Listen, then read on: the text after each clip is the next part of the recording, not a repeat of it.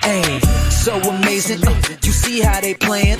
Live wire, it's all about sports and entertainment. You don't wanna miss it, so official like you never seen. Keep it going till the whistle blowing from the referee. Everything from highlights and stats. You know that we gotta run it back, whether on the field or the court. You know that this is where it's at. Subscribe, no delaying. This is Live Wire, sports and entertainment. Let's go. All right, guys, welcome back to another Live Wire Sports Media Update. So, yesterday was the unveiling of Unraveled, Unraveling 22-minute video. But that was not the biggest story. The biggest story came after Unraveled on YouTube, in which they did a selection of pods and all of this great stuff. And a lot of us was anticipating, waiting, thinking that, you know, Caitlin Clark was going to be a part of Unraveled, which that was not the case. Apparently, Caitlin Clark came out later and confirmed what myself, a few others have known for over a month now, ever since the last game against the Connecticut Suns in the playoffs. Caitlin Clark got on the podium. They asked her what she was going to do, if she was going to join a rival, which Ryan Ruocco already pointed that out in the series against Connecticut, that she's not participating in a rival. But nobody wanted to believe Ryan Ruocco and thought, hey, yeah, there's a chance she might still play. Now, granted, Unraveled went out of their way to court Caitlin. They probably threw a bunch of money at her. You had partners coming out. You had ownership coming out, say, oh, that she has a spot here, she has a spot there. We still negotiating deals with her, or whatever the case might be. The biggest star in the WNBA, and you could not seal the deal to get her. And you want to know why? There's one reason why. And the reason is because the WNBA is full of catty women that's in the Unrivaled League.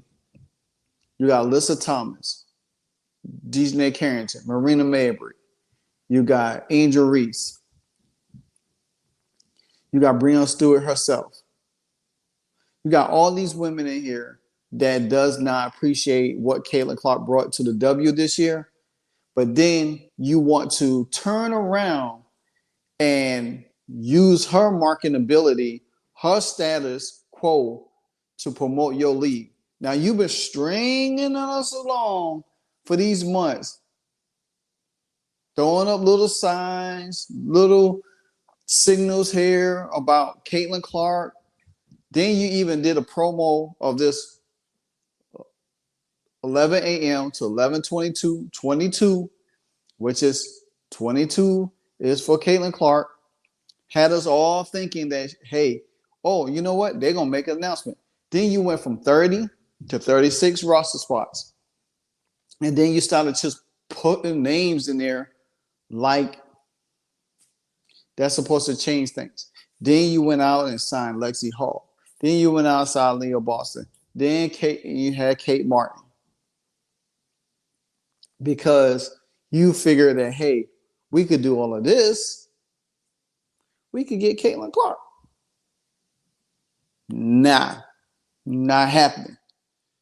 Then you went out and got a sponsorship with State Farm, who sponsors the WNBA and who also has the biggest client on their roster. That is Caitlin Clark. Yeah, Jewel Lloyd is part of State Farm too, but nobody's bigger. And then the funny thing about it is, Caitlin Clark dropped a video of her new commercial on y'all. Take a look. It was open. Rookie move. I was a rookie once. Caitlin Clark. Aren't you Rookie of the Year? That was last year. Ancient history. The stories that I could tell you. Here, pull up a chair. Okay, I meant this rookie driver made that rookie move. Whoa. Dude. You need someone with more experience. Like a good neighbor, State Farm is there. Hey, State Farm's here to help, no matter how long you've been in the game. Game? Oh, man. Rookie move. Like a good neighbor, State Farm is.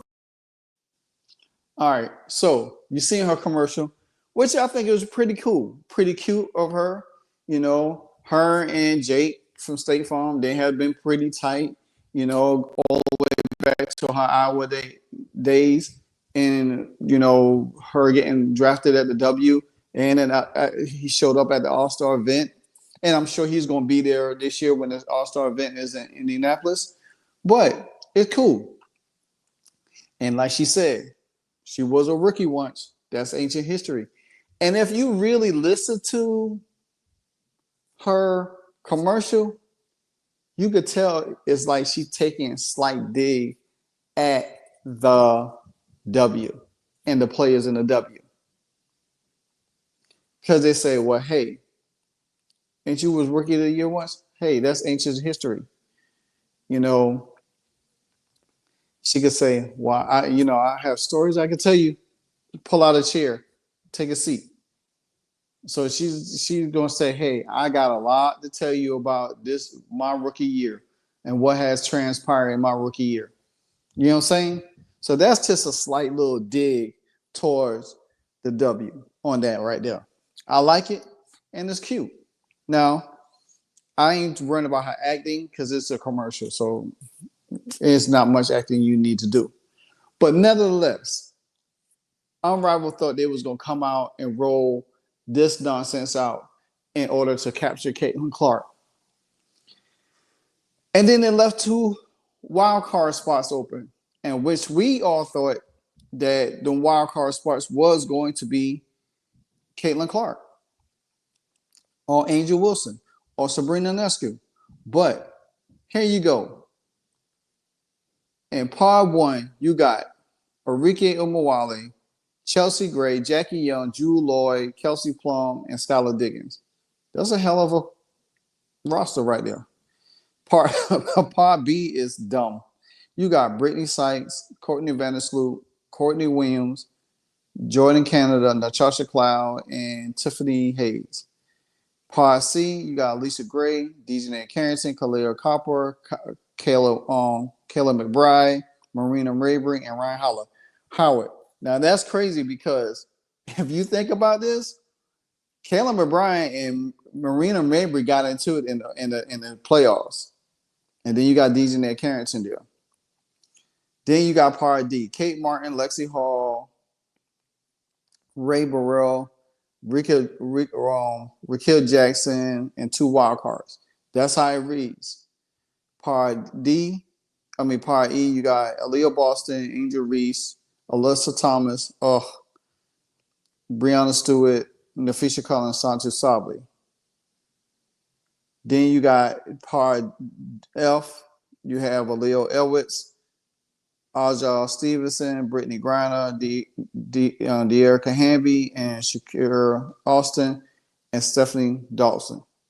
Now, the teams, how they got it for the teams, I guess the Phantom team has Jackie Young, Marina Mabry, Satu Sabri on their team. Then you have Tiffany Hayes, a wild card person, Brittany Griner. That's how it's all broke out, because I guess that's all of them in the pods. Then the Rose team, you got Chelsea Gray, Khalil Copper, and Angel Reese. I guess Doom 3 is on this team. And then you got Brittany Sykes, Lexi Hall, and Lauren Stevenson on the team. So I don't know if they're gonna mix and match these teams up or leave them the way it is, but that's how it is. Then Vinyl, you got Aaliyah Boston, Ryan Howard, Enrique Umawale. Then Jordan Canada, Ray Burrell, and Dick Harrington. So, I mean, anyway, but nevertheless, it's a bunch of. I think this was a waste of time, and it's a good thing that Caitlin Clark decided to say bye to it, because the fact of the matter is, it's a waste of her time. She was in the pro-am, I think the RSE pro-am. I think because I think Tom Brady plays in that event too. She was playing golf. We already knew that she had a bunch of engagements. We already knew that her commercials, everywhere she goes, she's speaking, Zoom calls, all of this stuff. She's getting paid outside.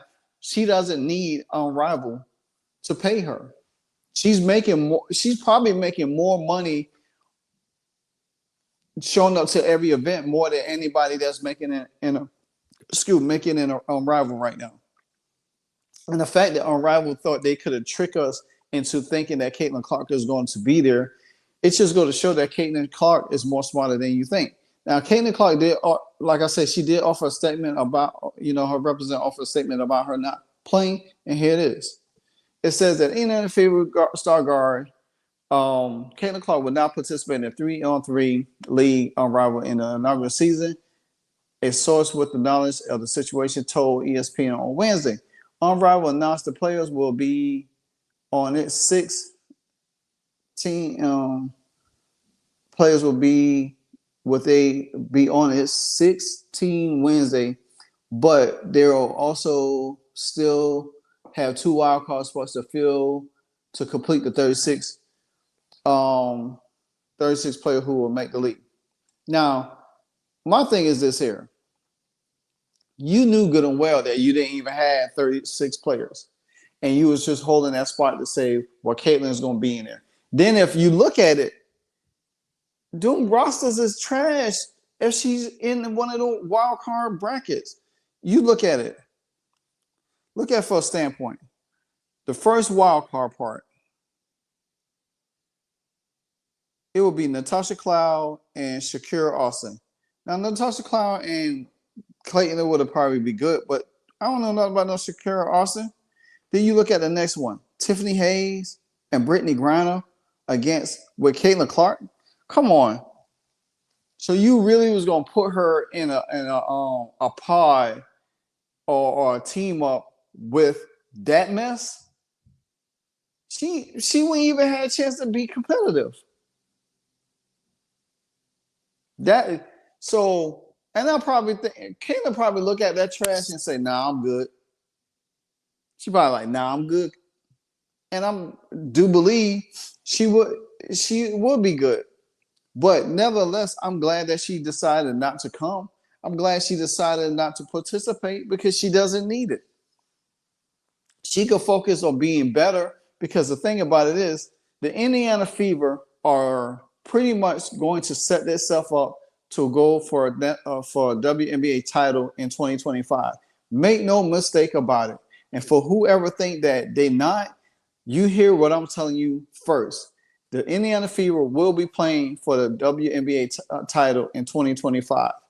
And that's going to lead to me into a video later today or tomorrow about everything that I need to talk about. But the fact of the matter is, just knowing that Caitlin Clark is not going to be participating in Unraveled is going to be a great thing for her. She could focus. She could get a monster. Because the thing about it, this is what I feel.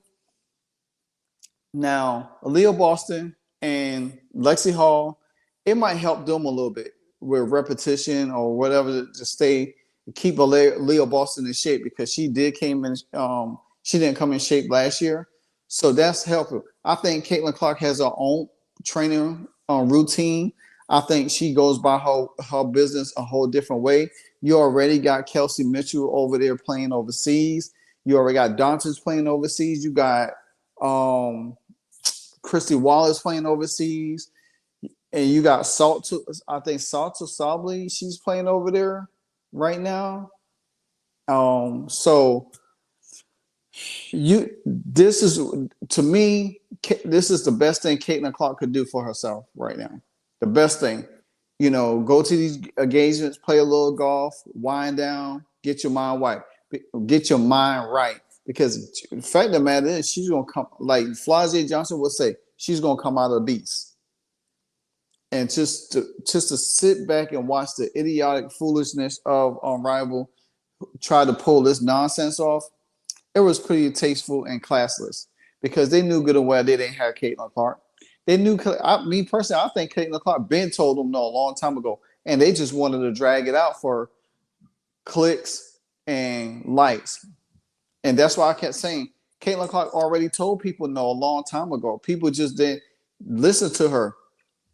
And like, oh, she's going to play. She's going to play. Oh, they don't draft her friends, her best friend, from Iowa, her best friend from the Fever, her running mate, Leo Boston. They making it seem like, oh, she was going to be in, automatically be Unrivaled. And then the thing about it is, she got an Unrivaled. She wouldn't even got paired up with a good team. That's the bad thing about it.